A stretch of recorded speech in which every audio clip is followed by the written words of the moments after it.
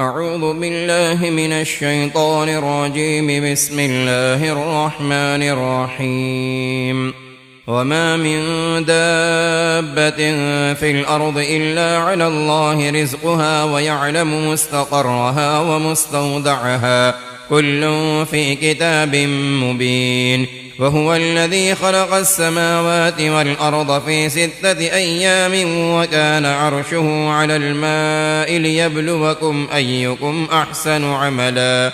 ولئن قلت إنكم مبعوثون من بعد الموت ليقولن الذين كفروا إن هذا إلا سحر مبين. ولئن أخرنا عنهم العذاب إلى أمة معدودة ليقولن ما يحبسه ألا يوم يأتيهم ليس مصروفا عنهم وحاق بهم ما كانوا به يستهزئون. ولئن أذقنا الإنسان منا رحمة ثم نزعناها منه إنه ليئوس كفور. ولئن أذقناه نعماء بعد ضراء مسته ليقولن ذهب السيئات عني إنه لفرح فخور. إلا الذين صبروا وعملوا الصالحات أولئك لهم مغفرة وأجر كبير. فلعلك تارك بعض ما يوحى إليك وضائق به صدرك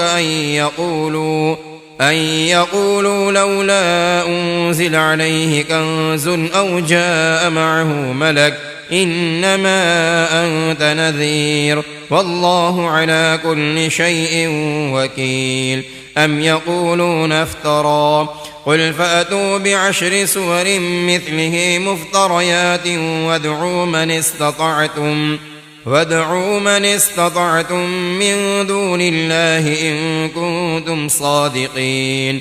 فإن لم يستجيبوا لكم فاعلموا أنما أنزل بعلم الله وأن لا إله إلا هو فهل أنتم مسلمون.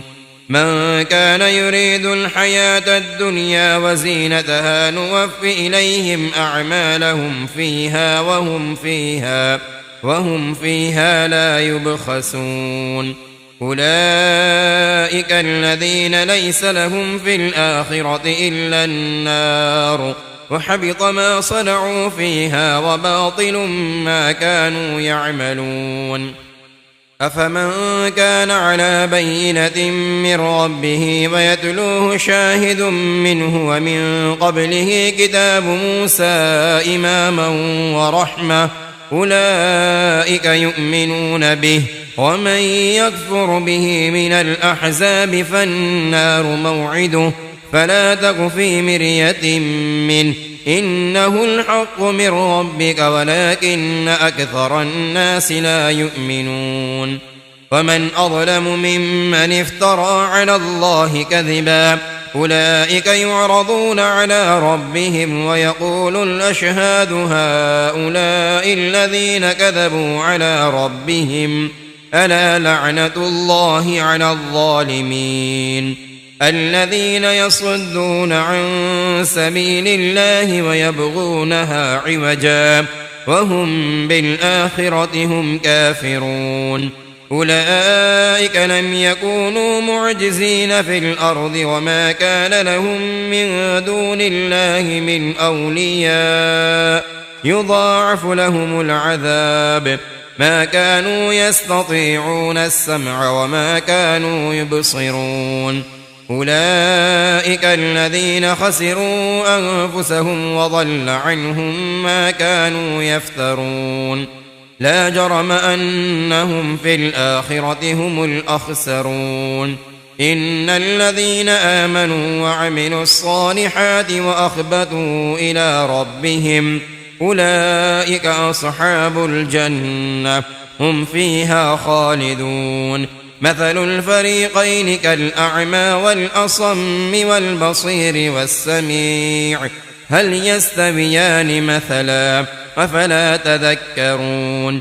ولقد أرسلنا نوحا إلى قومه إني لكم نذير مبين ألا تعبدوا إلا الله إني أخاف عليكم عذاب يوم أليم.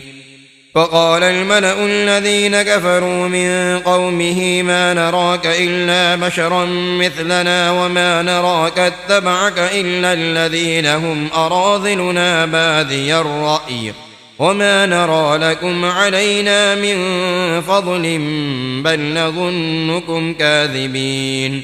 قال يا قوم أرأيتم إن كنت على بينة من ربي وآتاني رحمة من عنده فعميت عليكم أنلزمكموها وأنتم لها كارهون. ويا قوم لا أسألكم عليه مالا إن أجري إلا على الله وما أنا بطارد الذين آمنوا إنهم ملاقو ربهم ولكني أراكم قوما تجهلون. ويا قوم من ينصرني من الله إن طردتهم أفلا تذكرون. ولا أقول لكم عندي خزائن الله ولا أعلم الغيب ولا أقول إني ملك ولا أقول للذين تزدري أعينكم لن يؤتيهم الله خيرا الله أعلم بما في أنفسهم إني إذا لمن الظالمين. قالوا يا نوح قد جادلتنا فأكثرت جدالنا فأتنا بما تعدنا إن كنت من الصادقين. قال إنما يأتيكم به الله إن شاء وما أنتم بمعجزين. ولا ينفعكم نصحي إن أردت أن أنصح لكم إن كان الله يريد أن يغويكم هو ربكم وإليه ترجعون. أم يقولون افترى قل إن افتريته فعلي إجرامي وأنا بريء مما تجرمون. وأوحي إلى نوح أنه لن يؤمن من قومك إلا من قد آمن فلا تبتئس بما كانوا يفعلون. واصنع الفلك بأعيننا ووحينا ولا تخاطبني في الذين ظلموا إنهم مغرقون. ويصنع الفلك وكلما مر عليه ملأ من قومه سخروا منه قال إن تسخروا منا فإنا نسخر منكم كما تسخرون. فسوف تعلمون من يأتيه عذاب يخزيه ويحل عليه عذاب مقيم. حتى إذا جاء أمرنا وفارت النور قل نحمل فيها من كل زوجين اثنين وأهلك إلا من سبق عليه القول وما آمن معه إلا قليل. وقال اركبوا فيها بسم الله مجريها ومرساها إن ربي لغفور رحيم. وهي تجري بهم في موج كالجبال. ونادى نوح ابنه وكان في معزل يا بني اركب معنا ولا تكن مع الكافرين.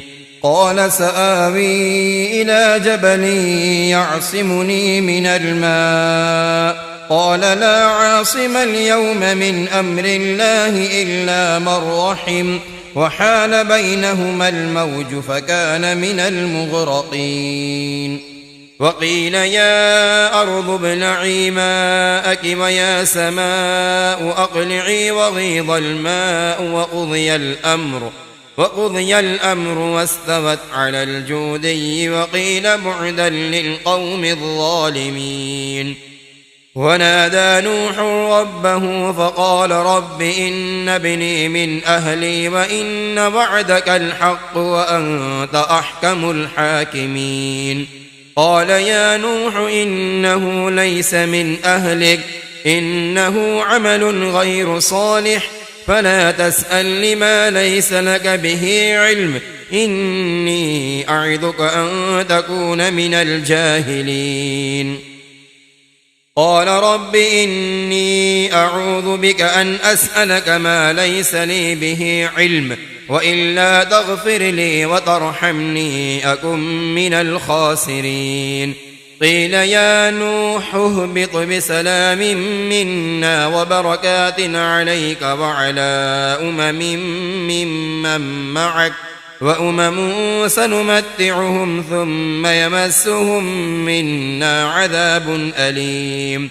تلك من أنباء الغيب نوحيها إليك ما كنت تعلمها أنت ولا قومك من قبل هذا فاصبر إن العاقبة للمتقين وإلى عاد أخاهم هودا قال يا قوم اعبدوا الله ما لكم من إله غيره إن أنتم إلا مفترون يا قوم لا أسألكم عليه أجرا إن أجري إلا على الذي فطرني أفلا تعقلون ويا قوم استغفروا ربكم ثم توبوا إليه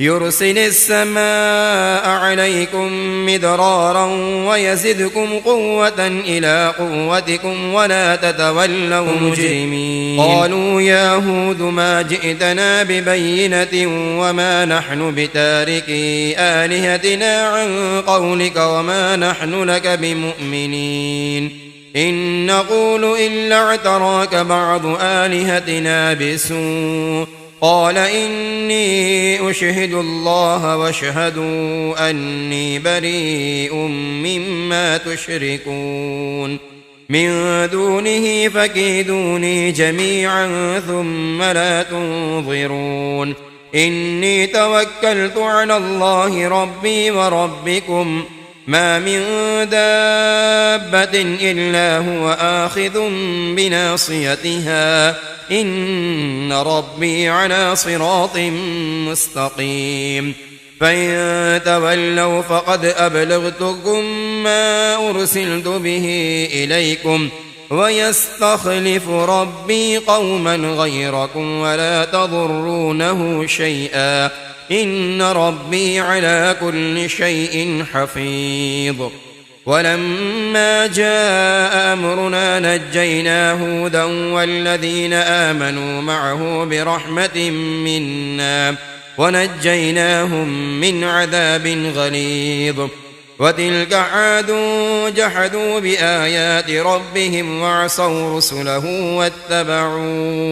واتبعوا أمر كل جبار عنيد وأتبعوا في هذه الدنيا لعنة ويوم القيامة ألا إن عادا كفروا ربهم ألا بعدا لعاد قوم هود وإلى ثمود أخاهم صالحا قال يا قوم اعبدوا الله ما لكم من إله غيره هو أنشأكم من الأرض واستعمركم فيها فاستغفروه ثم توبوا إليه إن ربي قريب مجيب قالوا يا صالح قد كنت فينا مرجوا قبل هذا أتنهانا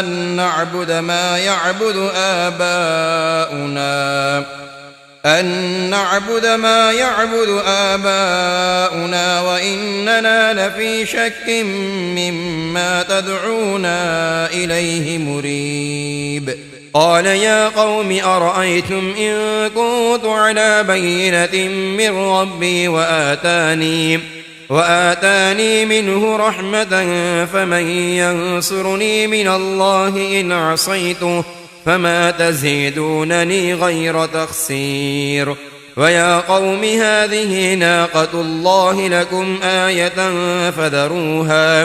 فذروها تأكل في أرض الله ولا تمسوها بسوء فيأخذكم عذاب قريب. فعقروها فقال تمتعوا في داركم 3 أيام ذلك وعد غير مكذوب. فلما جاء أمرنا نجينا صالحا والذين آمنوا معه برحمة منا ومن خزي يومئذ إن ربك هو القوي العزيز. وأخذ الذين ظلموا الصيحة فأصبحوا في ديارهم جاثمين كأن لم يغنوا فيها ألا إن ثمود كفروا ربهم ألا بعدا لثمود. ولقد جاءت رسلنا إبراهيم بالبشرى قالوا سلاما قال سلام فما لبث أن جاء بعجل حنيذ. فلما رأى أيديهم لا تصل إليه نكرهم وأوجس منهم خيفة قالوا لا تخف إنا أرسلنا إلى قوم لوط وامرأته قائمة فضحكت فبشرناها بإسحاق ومن وراء إسحاق يعقوب قالت يا ويلتى أألد وأنا عجوز وهذا بعلي شيخا إن هذا لشيء عجيب. قالوا أتعجبين من أمر الله رحمة الله وبركاته عليكم أهل البيت إنه حميد مجيد. فلما ذهب عن إبراهيم الروع وجاءته البشرى يجادلنا في قوم لوط إن إبراهيم لحليم أواه منيب. يا إبراهيم أعرض عن هذا إنه قد جاء أمر ربك وإنهم آتيهم عذاب غير مردود. ولما جاءت رسلنا لوطا سيء بهم وضاق بهم ذرعا وقال هذا يوم عصيب. وجاءه قومه يهرعون إليه ومن قبل كانوا يعملون السيئات قال يا قوم هؤلاء بناتي هن أطهر لكم فاتقوا الله ولا تخزون في ضيفي أليس منكم رجل رشيد.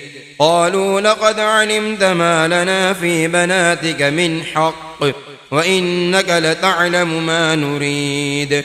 قال لو أن لي بكم قوة أو آوي إلى ركن شديد. قالوا يا لوط إنا رسل ربك لن يصلوا إليك فأسر بأهلك بقطع من الليل ولا يلتفت منكم أحد إلا امرأتك إنه مصيبها ما أصابهم إن موعدهم الصبح أليس الصبح بقريب.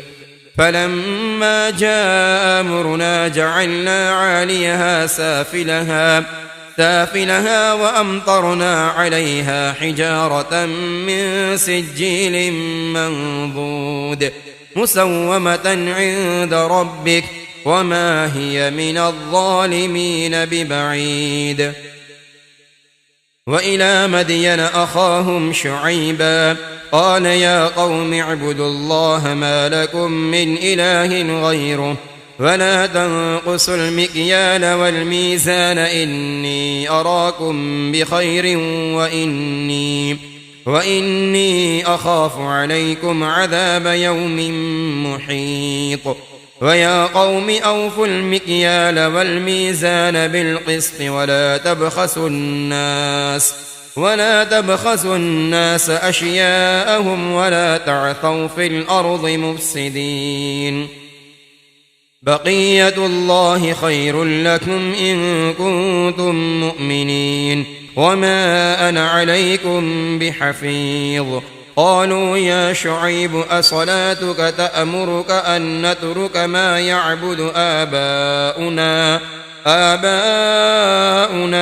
أو أن نفعل في أموالنا ما نشاء إنك لأنت الحليم الرشيد قال يا قوم أرأيتم إن كنت على بينة من ربي ورزقني منه رزقا حسنا وما أريد أن أخالفكم إلى ما أنهاكم عنه إن أريد إلا الإصلاح ما استطعت وما توفيقي إلا بالله عليه توكلت وإليه أنيب ويا قوم لا يجرمنكم شقاقي أن يصيبكم مثل ما أصاب قوم نوح أو قوم هود أو قوم صالح وما قوم لوط منكم ببعيد واستغفروا ربكم ثم توبوا إليه إن ربي رحيم ودود قالوا يا شعيب ما نفقه كثيرا مما تقول وإنا لنراك فينا ضعيفا ولولا رهتك لرجمناك وما أنت علينا بعزيز قال يا قوم أرهطي أعز عليكم من الله واتخذتموه وراءكم ظهريا إن ربي بما تعملون محيط ويا قوم اعملوا على مكانتكم إني عامل سوف تعلمون من يأتيه عذاب يخزيه ومن هو كاذب وارتقبوا إني معكم رقيب ولما جاء أمرنا نجينا شعيبا والذين آمنوا معه برحمة منا وأخذت الذين ظلموا الصيحة فأصبحوا في ديارهم جاثمين كأن لم يغنوا فيها ألا بعدا لمدين كما بعدت ثمود ولقد أرسلنا موسى بآياتنا وسلطان مبين إلى فرعون وملئه فاتبعوا أمر فرعون وما أمر فرعون برشيد يقدم قومه يوم القيامة فأوردهم النار وبئس الورد المورود وأتبعوا في هذه لعنة ويوم القيامة بئس الرفد المرفود ذلك من أنباء القرى نقصه عليك منها قائم وحصيد وما ظلمناهم ولكن ظلموا أنفسهم فما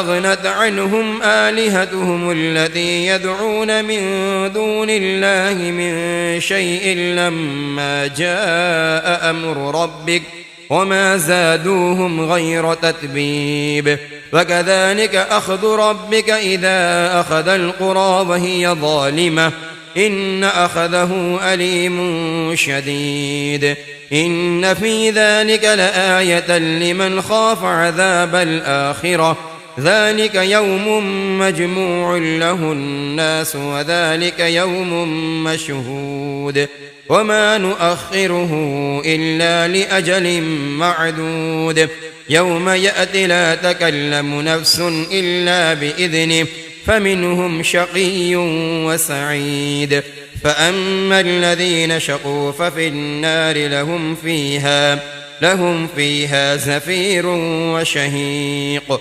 خالدين فيها ما دامت السماوات والأرض إلا ما شاء ربك إن ربك فعال لما يريد وأما الذين سعدوا ففي الجنة خالدين فيها ما دامت السماوات والأرض إلا ما شاء ربك عطاء غير مجذوذ فلا تك في مرية مما يعبد هؤلاء ما يعبدون إلا كما يعبد آباؤهم من قبل وإنا لموفوهم نصيبهم غير منقوص ولقد آتينا موسى الكتاب فاختلف فيه ولولا كلمة سبقت من ربك لقضي بينهم وإنهم لفي شك منه مريب وإن كلا لما ليوفينهم ربك أعمالهم إنه بما يعملون خبير فاستقم كما أمرت ومن تاب معك ولا تطغوا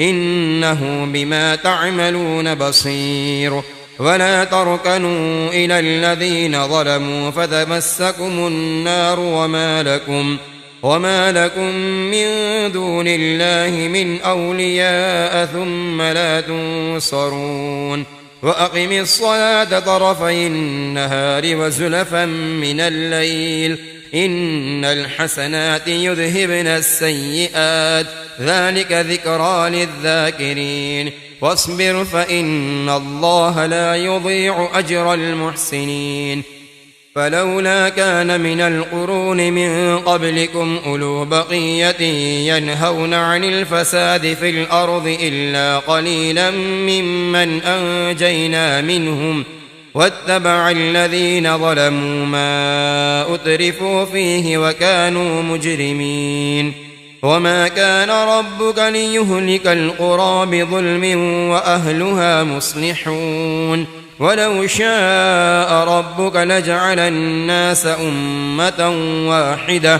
أمة واحدة ولا يزالون مختلفين إلا من رحم ربك ولذلك خلقهم وتمت كلمة ربك لأملأن جهنم من الجنة والناس أجمعين وكلا نقص عليك من أنباء الرسل ما نثبت به فؤادك وجاءك في هذه الحق وموعظة وذكرى للمؤمنين وقل للذين لا يؤمنون اعملوا على مكانتكم إنا عاملون وانتظروا إنا منتظرون ولله غيب السماوات والأرض وإليه يرجع الأمر كله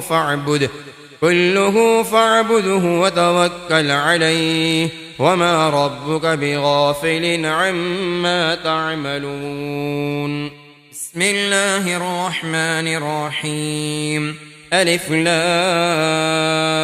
را تلك آيات الكتاب المبين إنا أنزلناه قرآنا عربيا لعلكم تعقلون نحن نقص عليك أحسن القصص بما أوحينا إليك هذا القرآن وإن كنت من قبله لمن الغافلين إذ قال يوسف لأبيه يا أبت إني رأيت 11 كوكبا والشمس والقمر رأيتهم لي ساجدين قال يا بني لا تقصص رؤياك على إخوتك فيكيدوا لك كيدا إن الشيطان للإنسان عدو مبين وكذلك يجتبيك ربك ويعلمك من تأويل الأحاديث ويتم نعمته عليك وعلى آل يعقوب كما أتمها على أبويك من قبل إبراهيم وإسحاق إن ربك عليم حكيم لقد كان في يوسف وإخوته آيات للسائلين إذ قالوا ليوسف وأخوه أحب إلى أبينا منا ونحن عصبة إن أبانا لفي ضلال مبين اقتلوا يوسف أو اطرحوه أرضا يخل لكم وجه أبيكم وتكونوا من بعده قوما صالحين. قال قائل منهم لا تقتلوا يوسف وألقوه في غيابة الجب يلتقطه بعض السيارة إن كنتم فاعلين. قالوا يا أبانا ما لك لا تأمنا على يوسف وإنا له لناصحون أرسله معنا غدا يرتع ويلعب وإنا له لحافظون. قال إني ليحزنني أن تذهبوا به وأخاف أن يأكله الذئب وأنتم عنه غافلون. قالوا لئن أكله الذئب ونحن عصبة إنا إذا لخاسرون. فلما ذهبوا به وأجمعوا أن يجعلوه في غيابة الجب وأوحينا إليه لتنبئنهم بأمرهم هذا وهم لا يشعرون. وجاءوا أباهم عشاء يبكون. قالوا يا أبانا إنا ذهبنا نستبق وتركنا يوسف عند متاعنا فأكله الذئب وما أنت بمؤمن لنا ولو كنا صادقين. وجاءوا على قميصه بدم كذب قال بل سولت لكم أنفسكم أمرا فصبر جميل والله المستعان على ما تصفون. وجاءت سيارة فأرسلوا واردهم فأدلى دلوه قال يا بشرى هذا غلام وأسروه بضاعة والله عليم بما يعملون. وشروه بثمن بخس دراهم معدودة وكانوا فيه من الزاهدين. وقال الذي اشتراه من مصر لامرأته أكرمي مثواه عسى أن ينفعنا أو نتخذه ولدا وكذلك مكنا ليوسف في الأرض ولنعلمه من تأويل الأحاديث والله غالب على أمره ولكن أكثر الناس لا يعلمون. ولما بلغ أشده آتيناه حكما وعلما وكذلك نجزي المحسنين. وراودته التي هو في بيتها عن نفسه وغلقت الأبواب وقالت هيت لك قال معاذ الله إنه ربي أحسن مثواي إنه لا يفلح الظالمون. ولقد همت به وهم بها لولا أن رأى برهان ربه كذلك لنصرف عنه السوء والفحشاء إنه من عبادنا المخلصين. واستبق الباب وقدت قميصه من دبر وألفيا سيدها لدى الباب. قالت ما جزاء من أراد بأهلك سوءا إلا أن يسجن أو عذاب أليم. قال هي راودتني عن نفسي وشهد شاهد من أهلها إن كان قميصه قد من قبل فصدقت وهو من الكاذبين وإن كان قميصه قد من دبر فكذبت وهو من الصادقين. فلما رأى قميصه قد من دبر قال إنه من كيدكن إن كيدكن عظيم. يوسف أعرض عن هذا واستغفري لذنبك إنك كنت من الخاطئين. وقال نسوة في المدينة امرأة العزيز تراود فتاها عن نفسه قد شغفها حبا إنا لنراها في ضلال مبين. فلما سمعت بمكرهن أرسلت إليهن وأعتدت لهن متكأ وآتت كل واحدة منهن سكينا وقالت اخرج عليهن. فلما رأينه أكبرنه وقطعن أيديهن وقلن حاش لله ما هذا بشرا إن هذا إلا ملك كريم.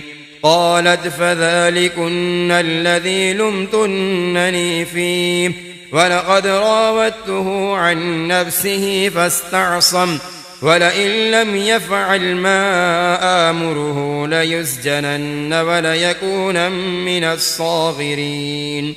قال رب السجن أحب إلي مما يدعونني إليه وإلا تصرف عني كيدهن أصب إليهن وأكن من الجاهلين.